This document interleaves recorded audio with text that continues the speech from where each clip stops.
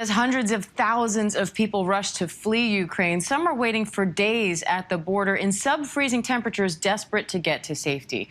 For more on the humanitarian crisis this is creating, let's bring in Chris Mesler, senior spokesperson for the United Nations High Commissioner for Refugees. Chris, thank you for joining us. I know it's a very busy time. Good morning. We've seen these harrowing images coming in from Kyiv of explosions overnight.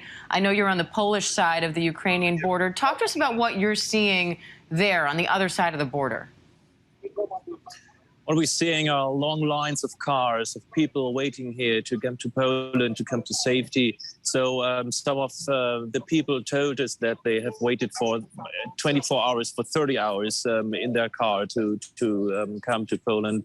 And as you mentioned, the temperatures are in the night in the 20s, so it's really cold here. But the mood of the people is not that bad. Some of them are, of course, they're scared. They are also tired, but they are also relieved that because they hope that they are now in safety here in Poland. And we're looking at an image right now. Some of these refugees, I mean, a lot of young children in that crowd of, again, hundreds of thousands of Ukrainians on the move. It could very well be the largest mass migration of people in Europe since World War II. So if this conflict lasts for weeks, what's your number one concern? Well, the number one concern is indeed that it lasts for weeks or even longer. So more than 100,000 people from Ukraine have left their country now, and they are here in Poland, in Romania, in Moldavia, in Slovakia. It's still very cold. So the first thing that people need are kind of blankets, warm clothes, and of course also food and water. But the people are staying. Most of them are staying close to the border because they're telling us they hope they can go back as soon as possible. They want to go home, finally. Now, the UN says north of $1 billion is needed to address this humanitarian crisis. What is the UN doing right now to try to assist? Well, our budget is, we are totally underfunded here. We have only 9% of the money we need. What we're doing now is that we have about 120 staff members in the Ukraine.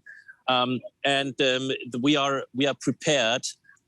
We are there. We have our stockpiles of tents, of blankets, of jerry cans, of hygiene products, and we are ready to give them to the people in need. But I also need to underline the solidarity of the people here in the neighboring countries, like here in Poland, where cars are dropping water, sleeping bags, toys, and it's just amazing if you see the solidarity of thousands of people here for their Ukrainian neighbors. So, Chris, for people watching at home, what can they do to help? What can we do to help? And what else needs to be done to get these people what they need?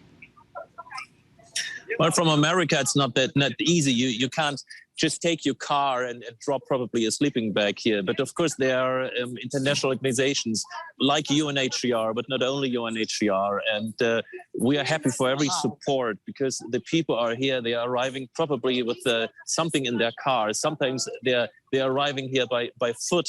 And they have barely nothing. And that's why every kind of support, especially the nations, for example, UNHCR, is very welcome. All right, Chris, we appreciate your time today. Good luck to you. Thank you. Thank you.